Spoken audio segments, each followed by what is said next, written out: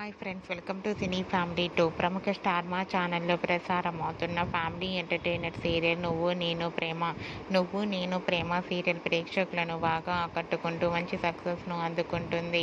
ఈ serial heroine Vikramaditya, Padmavati and team అందరూ వాళ్ళ క్యారెక్టర్లో చాలా అద్భుతంగా నటిస్తూ మంచి సక్సెస్ను అందుకుంటున్నారు. ఈ సీరియల్కి చాలామంది అభిమానులు ఉన్నారు.